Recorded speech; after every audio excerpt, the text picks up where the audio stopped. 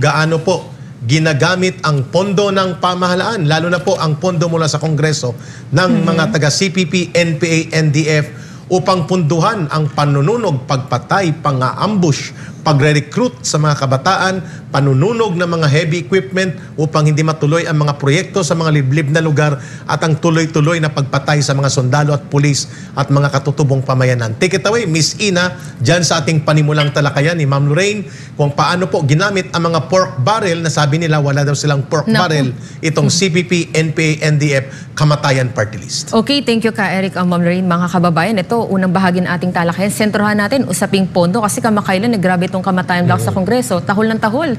No, regarding dito sa confidential fund laban kay Vice President Sara Duterte, at dahil dyan, no, marami rin sa mga kababayan natin ang sinisingil sila.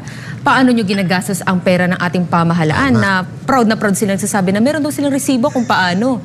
Pero hanggang ngayon wala pa rin tayo nakikita. Ito, makinig kayo ha, ito po yung resibo ng nakuha natin. Kasi sabi nila wala po silang PDAF na natatanggap. Yes. Sa isang artikulo, no, sabi dito na mismong galing, no, sa website po ng Department of Budget and Management, Yes, na noong 2012, kung di ako nagkakamali, ito, bayan muna, no, nakareceive sila ng 124.77 million in PDAF, of which 108 nito ay 2011 balance and then 15 million nito for 2012. Isang party list lang to ha? Isang party list, bayan muna lang party to. list. And that time ka, Eric, ilan nakapunan sa kanila? 7.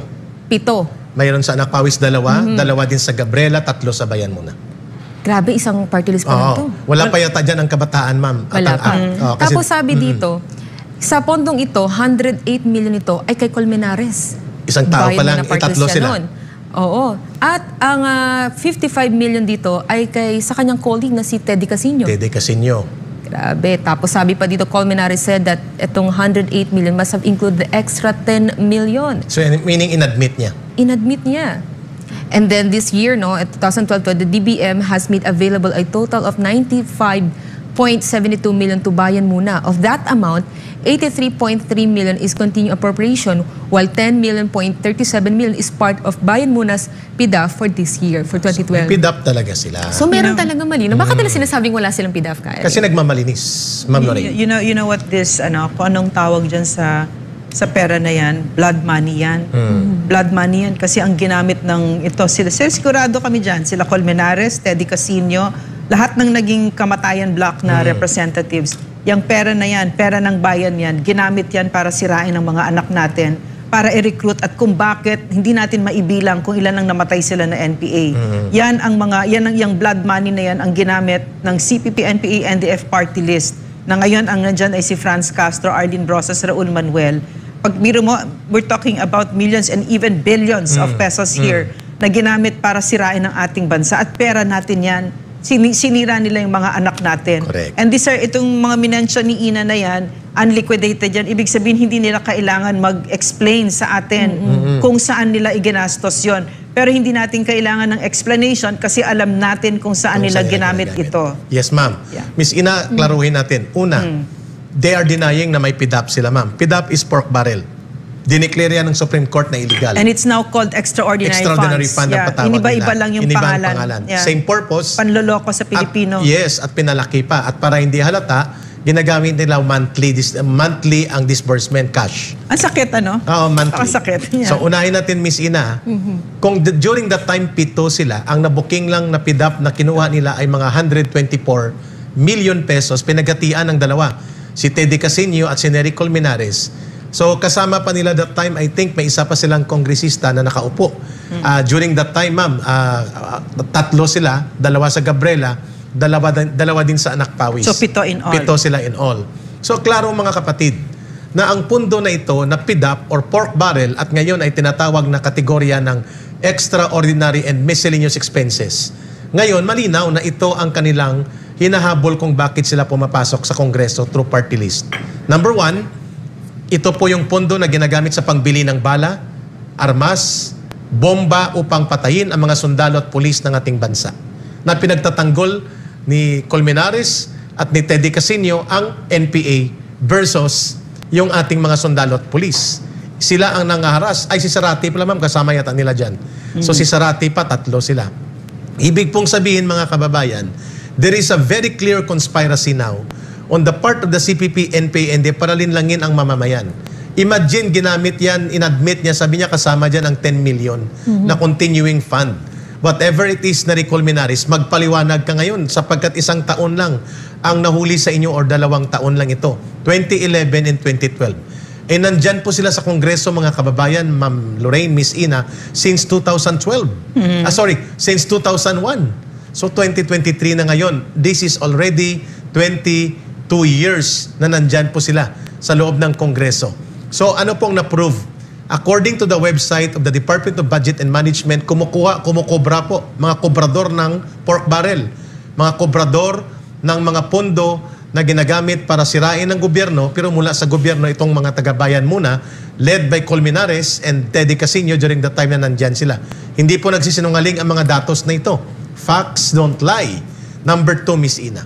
Hindi nila may paliwanag saan nila ginamit, pero kami na nagpapaliwanag.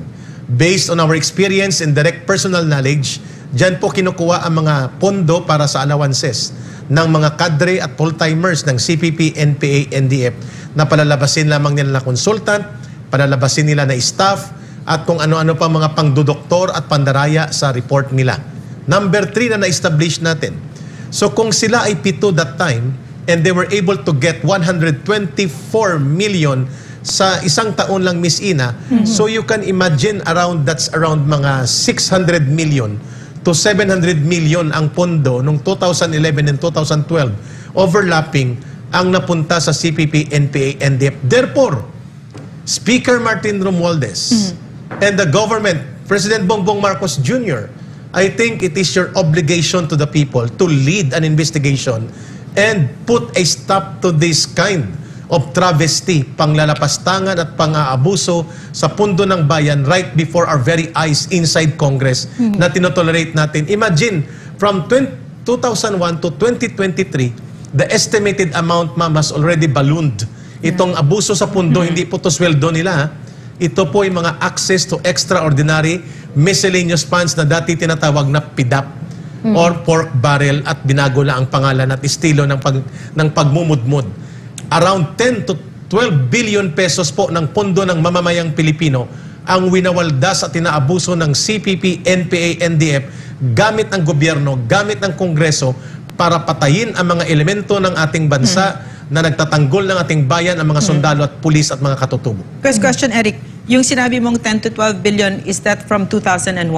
Yes, ma'am. To So, 2023. could you just give us an idea, no, sa ating mga kababayan, doon sa 10 to 12 billion na yun, ano yung saan napunta ilang porsyento, that Ayun. sort of thing, and where does it precisely go? Because they are CPP, NPA, NDF operatives. Thank you, ma'am. There is a formula na ina-apply, Miss Ina, Ma'am Lorraine, sa loob ng CPP o Communist Party of the Philippines, yung formula ng 40-60. 40% automatic, ikakaltas, itatabi para sa Communist Party, 60% para sa mga reality or yung makikita.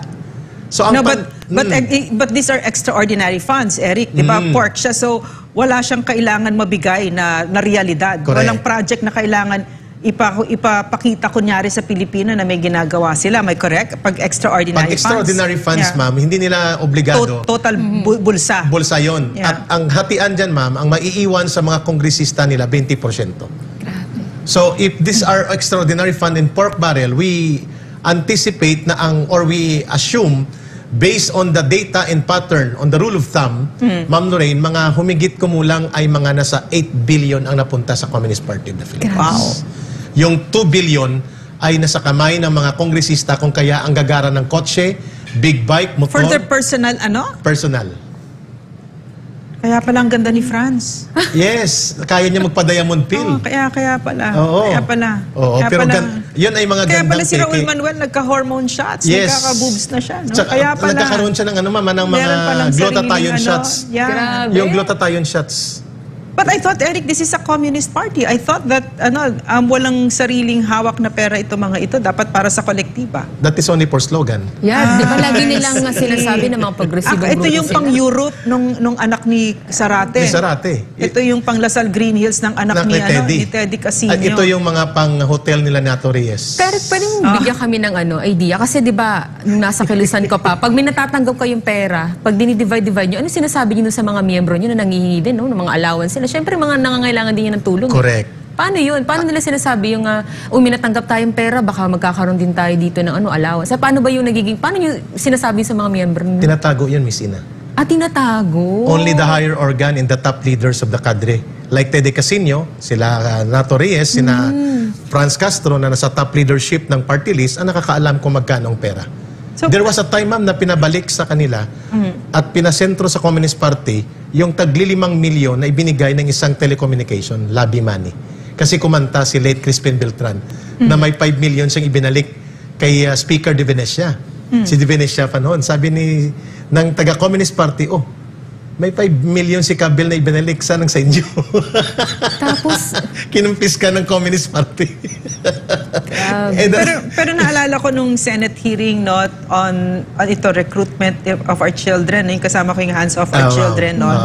Narinig ko may 2 bata na kadre kung bakit sila bumaliktad, tapos umiiyak siya. Sabi niya, he was only 21 years old. He was saying, kasi meron siyang party wife, yes, no? And then buntis, and then kailangan nila ng tulong. Opo. Pero sabi nila, hindi kami binigyan. Parang hindi kami binigyan ng tulong. Parang 1,000 or 2,000 lang, hindi kami binigyan. Talagang, and then umiiyak siya parang bata, no? Na parang hindi niya akalain na binigay namin ang buhay namin, lumaban kami, pero yung kapiranggot na ang pera na hinihingi namin, hindi kami tinulungan at tinalikuran pa kami. Correct. Kaya, Miss Ina, Ma'am Lorraine, I estimate mga 8 billion ang napunta sa Central Committee at ito yung pinapadala sa Europe. Isa sa pinapadala sa Europe. Ang 2 billion, pinaghati-hatian ng mga kongresista nila. Correct po yung assumption mo, ma'am. Malamang dito kinukuha yung pang-Europe tour at mga shopping-shopping ng anak ni Sarati sa Europe at yung mga tuition na ang mamahal, tagkalating milyon sa mga anak ni Teddy Casino. So ibig mo sabihin, Eric, no? So now I can see parang clearly, no, na kaya napakahalaga dito sa itong a handful of these corrupt members of Congress, yan sila Arlene Brosas, Raul Manuel, yung mga kongresista dyan, mga corrupt yan eh. And also the Central Committee, that is, it's of utmost importance na tuloy-tuloy ito kasi sindikato nila ito eh. Yes. Yung mga maliliit dyan sila yan yung iaapi nila, yan yung lulukohin nila kasi kailangan nila yan para ma-sustain yung organisasyon, para meron silang kotong pa din. Meron pa rin, they are the ones that really finance that kind of lifestyle of sila Kaloy Zarate, Arlene Brosas, Raul Manuel, Franz Castro. Yes. No? Miss Ina, there are 3 kinds of sources. Very corrupt. Very corrupt. Yeah. At sana marinig ito ng Anti-Money Laundering Council at ng ating Anti-Terrorism Council. The first source of the funds of the Communist Party of the Philippines nanggagaling po sa extortion o yung tinatawag nilang RBKU. Revolusyonaryong buwis sa kaaway sa uri o rev taxation. In simple terms, yan po ay extortion. Telecommunications, Globe at Smart, malalaking bus company, even maliliit, pinapatulan nila pati yung Florida Transport ay almost 5 million a year, Miss Ina. Isang bus line na maliit sa Northern Luzon. How much more? Ang malalaking bus line like Valyacar Transit na multi-billion business, Ma'am Lorraine. At iba pang malalaki. So, extortion, mining, politiko na nagbibigay ng monthly sa kanila.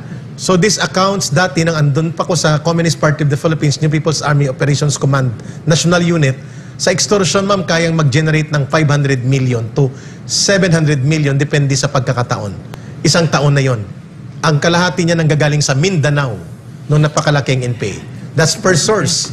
Number 2 na source nila, bumagsak ito na mag-pandemic at nang bumagsak ang NPA. Number 2 source, NGO racket and business.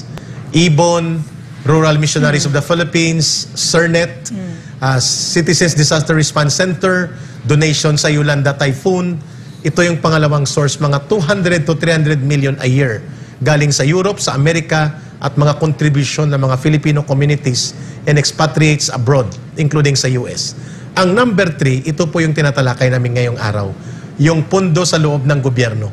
Ang pinakamalaki na pondo na nanggagaling sa ating gobyerno, papunta sa terrorism financing ng CPP, NPA, NDF, ang pork barrel at mga pondo sa loob ng Kongreso. Napakahalaga. Kaya napakahalaga. We cannot overstate it. Nung liquidation, yung accountability, yung sinasabi na ninyo, itong mga kongresista, at saka everybody in government, kung saan ninyo ginastos ang pera ng taong bayan.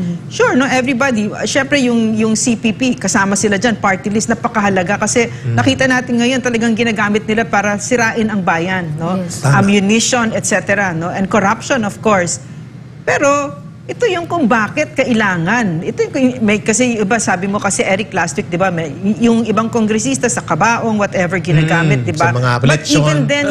even then you need to tell us saan ito ginagamit.